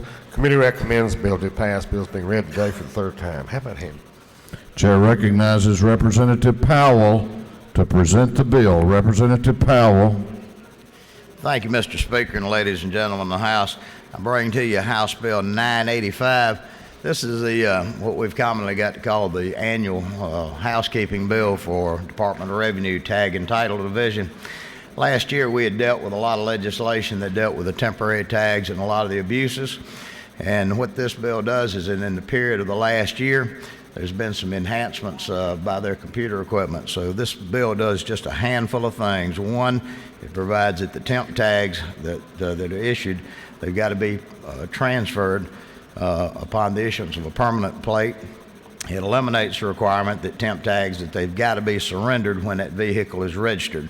It also allows the transferees and the transferors to apply to the county tag agents for an extension on their temporary tags. And the reason for this is that in the perfect world where there's liens, they can't get a title until that lien has been perfected. And a lot of these liens are taken in out-of-state by out-of-state banks. So what it says is that once they apply, that the county tag agent has to take that into consideration and to extend the deadline for their, or the length for their temp tags. Also on the disabled parking permits, one of the things that we did last year was solidify the stock and the lamination process and all of that, but they didn't realize it when they were doing it that they gummed up every printer and every tag office in the state. So they're going to perfect some new technology for that. And that is what this bill does, ladies and gentlemen, and I'd ask for your favorable consideration. You have no questions. Is there any objection to the previous question being ordered? The chair hears none. The previous question is ordered. Is there any objection to agreeing to the report of the committee, which was favorable to the passage of the bill? The chair hears none. The report of the committee is agreed to. Shall this bill now pass? All those in favor of the passage of House Bill 985 will vote aye. All those opposed will vote no. And the clerk will unlock the machine.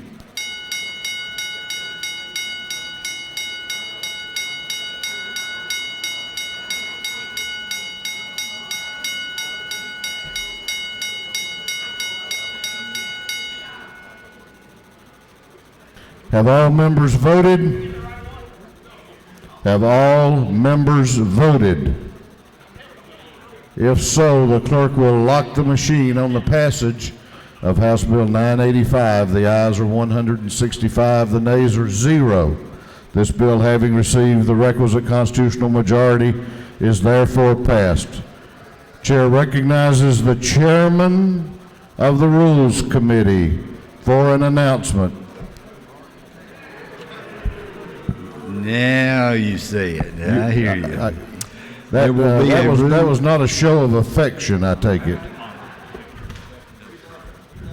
As long as the speaker loves me, hey, I don't care. Hey,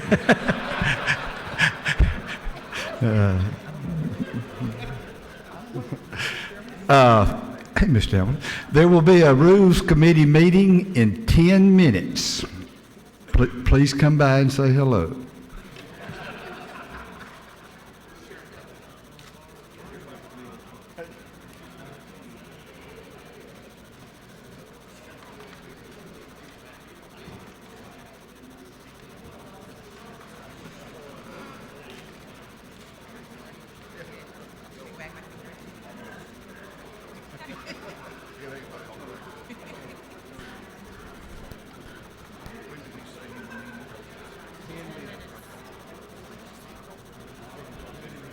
Okay, the chairman of the Rules Committee has announced that we are going to have a meeting of that committee in 10 minutes.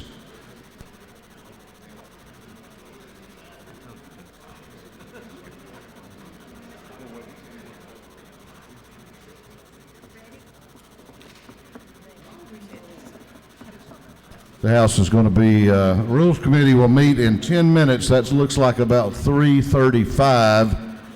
This House will be in recess until 4 o'clock p.m. 4 o'clock p.m.